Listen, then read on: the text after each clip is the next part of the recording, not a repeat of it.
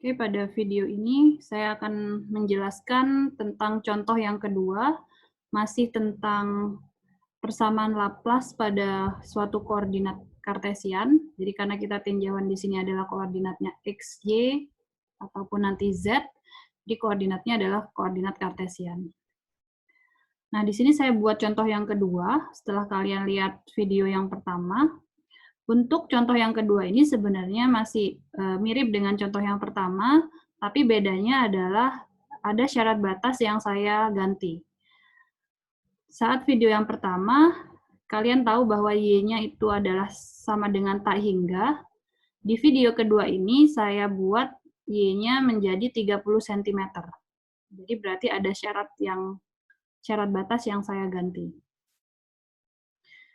Ya, jadi kalau kita coba tengok satu persatu syarat batasnya.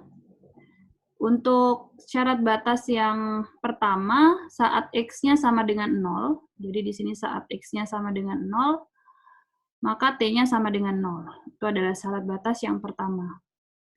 Untuk syarat batas yang kedua adalah, kalau kita lihat di sini panjang kawatnya di sumbu x itu adalah 10 cm, jadi saat x-nya 10 cm, diketahui t-nya juga sama dengan 0 derajat. Dan untuk syarat batas yang ketiga, di situ saat y-nya sama dengan 30 cm, diketahui bahwa t-nya sama dengan 0 derajat. Dan kemudian yang terakhir, saat y-nya sama dengan 0, di sini, maka t-nya sama dengan 100. Jadi pada prinsipnya untuk syarat batas yang pertama dan kedua itu sama dengan syarat batas di video yang pertama, tapi syarat batas yang ketiga ini berbeda. Dan syarat batas yang keempat ini juga sama dengan contoh video pertama. Oke, sekarang kalau kita ingin mencari hal yang sama, yaitu ingin mencari distribusi temperatur pada kondisi kawat persegi panjang seperti yang sudah saya deskripsikan tadi, maka cara awal yang bisa kita lakukan itu sama persis dengan apa yang sudah saya sampaikan di video yang pertama. Jadi kita mulai dari persamaan Laplace untuk kondisi yang steady state. Ya, jadi di sini kondisinya steady state sama sampai nanti pada suatu langkah kita bisa mendapatkan dua persamaan yang berupa persamaan diferensial biasa, seperti yang saya tuliskan di sini.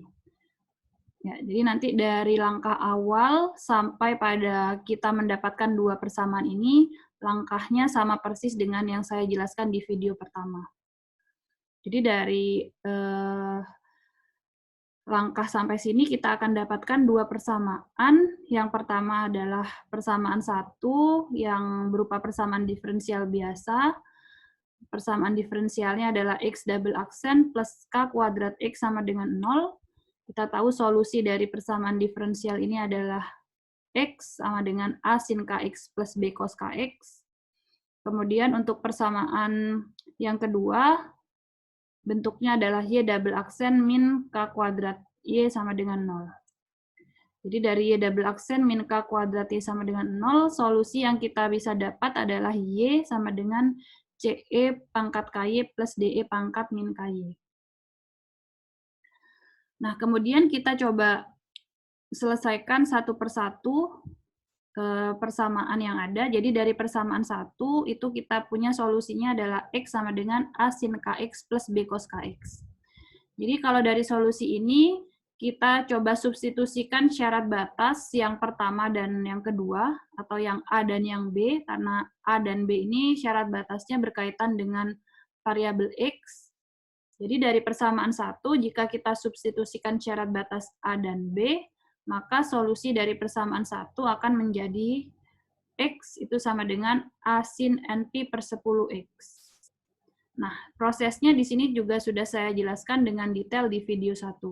Jadi nanti kalau kalian ada yang lupa langkah-langkahnya, silahkan dilihat lagi pada kasus di video 1. Nah, setelah kita selesaikan persamaan 1, kita beranjak ke persamaan yang kedua, yaitu Y double aksen min K kuadrat Y sama dengan 0, di mana solusinya adalah Y sama dengan CE pangkat KY plus DE pangkat min KY.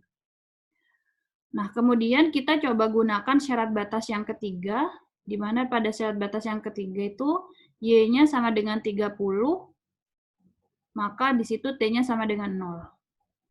Maka karena kita tahu nilai T itu bergantung pada variabel X, atau di sini variabel X itu dimiliki oleh fungsi kapital Y ini, maka karena di situ pada dasarnya nilai T ini bisa merepresentasikan nilai Y-nya juga, jadi saat T-nya sama dengan 0, maka Y-nya saat posisi 30 cm juga akan sama dengan 0.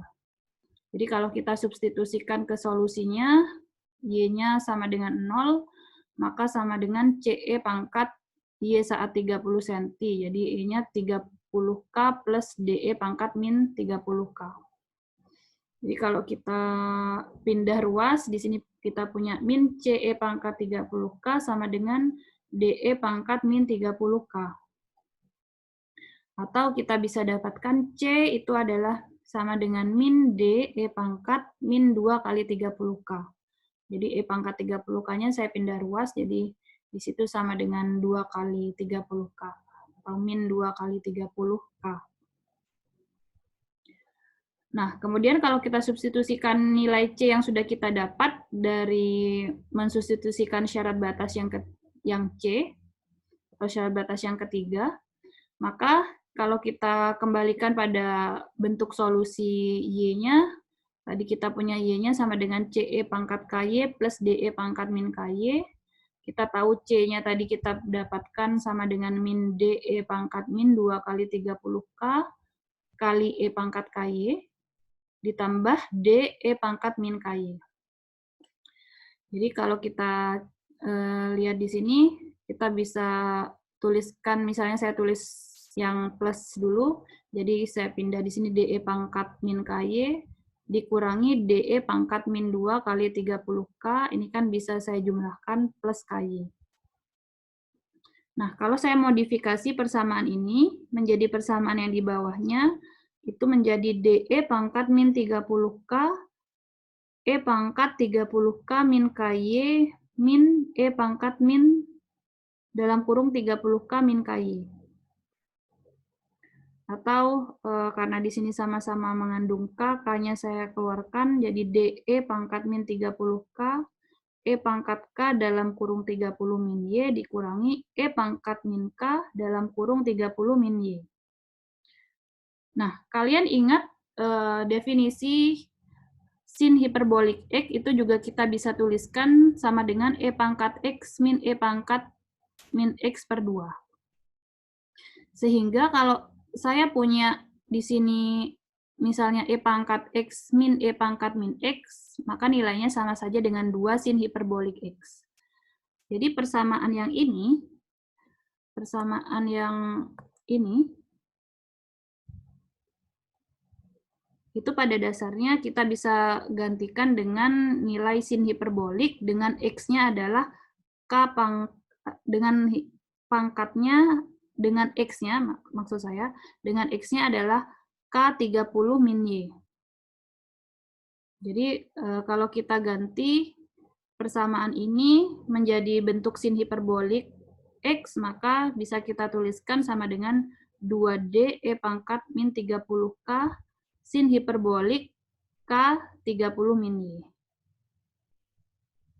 Ya.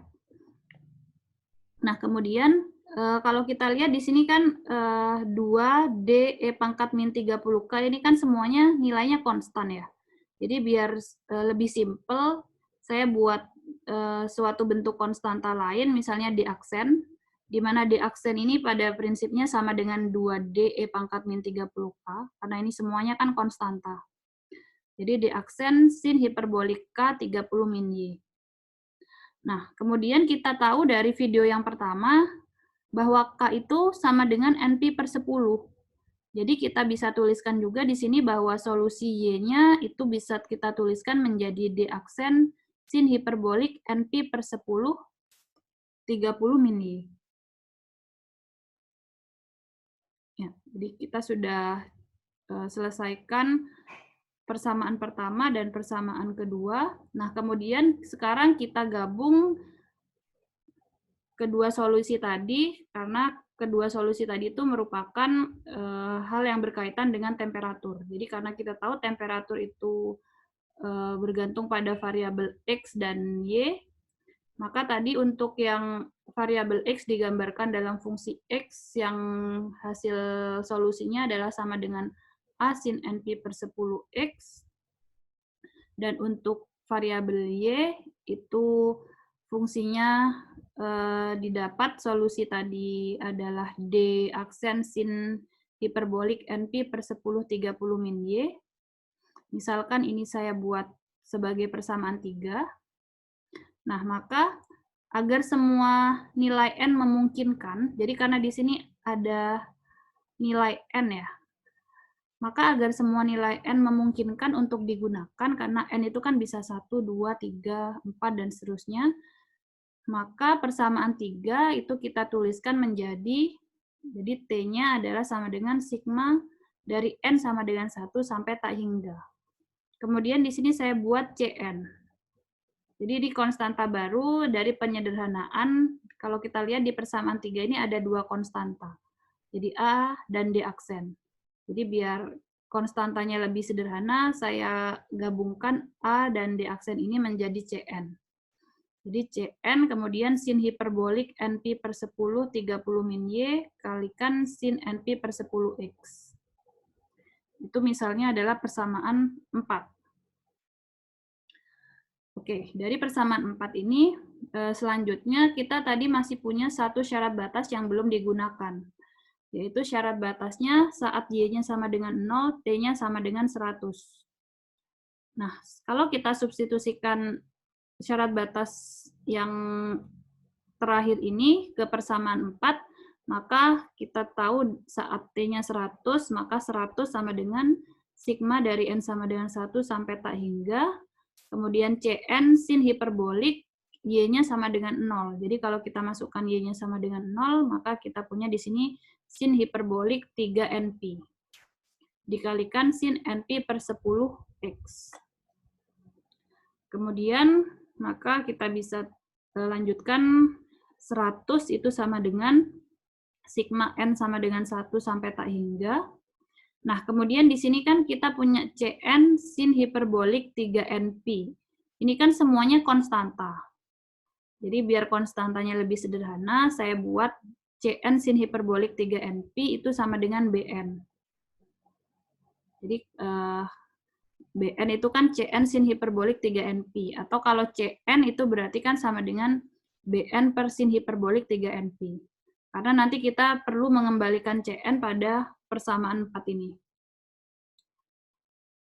Oke, jadi misalnya ini untuk 100 sama dengan sigma Bn sin NP per 10X, saya buat ini adalah persamaan 5. Maka selanjutnya dari persamaan 5 ini, kita bisa mencari koefisien Bn dengan menggunakan Deret-Fourier. Sama caranya dengan apa yang sudah kita bahas di video 1. Jadi dengan menggunakan Deret-Fourier, di mana Bn itu sama dengan 2 per L, integral 0 sampai L fx sin NP per Lx dx. Jadi dalam kasus ini L-nya adalah sama dengan 10 dan fx-nya 100. Jadi nanti silahkan dicoba ini sampai akhirnya kita bisa dapatkan bahwa Bn-nya itu sama dengan 400 per NP jika N-nya ganjil, dan 0 jika N-nya genap. Ya, ini sudah saya jelaskan di video yang pertama. Ya, jadi karena kita punya di sini untuk Bn-nya sama dengan 400 per NP saat N-nya ganjil dan 0 saat N-nya genap. Jadi kalau kita kembalikan ke persamaan 4 tadi kita butuh Cn. Jadi karena kita sudah punya Bn, maka kita bisa cari Cn-nya. Cn itu tadi Bn per sin hiperbolik 3NP. Sehingga kita bisa tuliskan bagaimana distribusi temperatur, kita substitusikan lagi ke persamaan 4. Maka dari persamaan 4 itu saya tuliskan lagi di sini bahwa T-nya sama dengan sigma dari N sama dengan 1 sampai tak hingga Cn sin hiperbolik NP per 10, 30 min Y sin NP per 10 X, di mana Cn-nya itu adalah 400 per NP sin hiperbolik 3 NP hanya untuk N yang ganjil. Karena semua N yang genap akan sama dengan 0. Kemudian dikalikan sin hiperbolik NP per 10, 30 min Y sin NP per 10X. Jadi saya ulangi, ini untuk N ganjil. Jadi nanti kita bisa tentukan, misalnya kita mau mencari distribusi temperaturnya pada suatu koordinat X dan Y tertentu. Oke, jadi itu untuk contoh yang kedua. Pada prinsipnya sama, mirip dengan apa yang sudah dibahas di video 1. Jadi kalau secara umum nantinya, jika kalian temukan persoalan yang berkaitan dengan persamaan Laplace pada koordinat kartesian, biasanya yang paling urgent yang harus kalian tentukan itu adalah bagaimana syarat batas yang ditentukan dalam persoalan tersebut. Ya, jadi itu silahkan nanti selamat mencoba untuk soal-soal yang lebih bervariasi.